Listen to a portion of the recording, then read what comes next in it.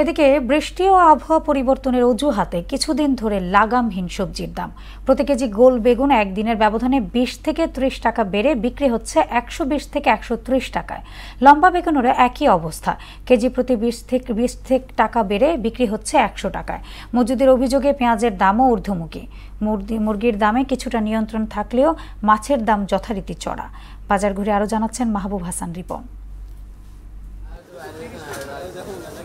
গেল কয়েকদিন ধরেই সবজির বাজারে বিরাজ করছে অস্থিরতা। কেজি প্রতি প্রায় সব ধরনের সবজির দাম বেড়েছে 10 থেকে 30 টাকার মতন। সবচেয়ে বেশি দাম বেড়েছে বেগুনের। একদিনের ব্যবধানে প্রতি কেজি লম্বা বেগুনের দাম 15 থেকে 20 টাকা বেড়ে বিক্রি হচ্ছে 100 থেকে 110 টাকায়। গোল বেগুনের দাম কেজি প্রতি বেড়েছে 20 থেকে 30 টাকা। মধ্যবিত্ত যারা ফ্যামিলি তারা কি করবে বলেন?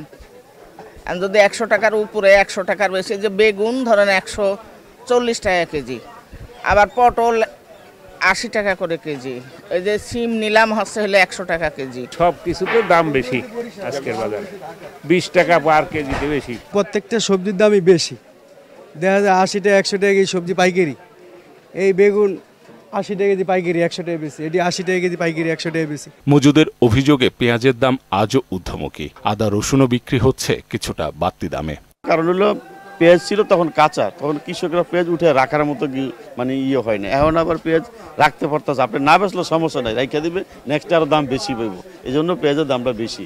ঈদের পর থেকে স্থিতিশীল রয়েছে গরু ও খাসির মাংসের দাম। মুরগির দামে কিছুটা স্বস্তি ফিরলেও মাছের বাজারে রয়েছে চরম অস্থিরতা।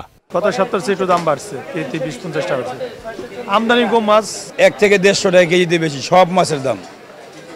রুই মাছ, কাতল মাছ, আইর মাছ, বোয়াল মাছ, চিংড়ি মাছ, ইলিশ মাছ বাড়ছে কেজিতে 200-300। দাম বাড়ার পিছনে বৃষ্টি ও বৈরী আবহাওয়াকে বিক্রেতারা অজুহাত হিসেবে দেখালেও ক্রেতাদের দাবি বাজার মনিটরিং জোরদার করার। মাহবুব হাসান রিপন, মোহনা সংবাদ, ঢাকা।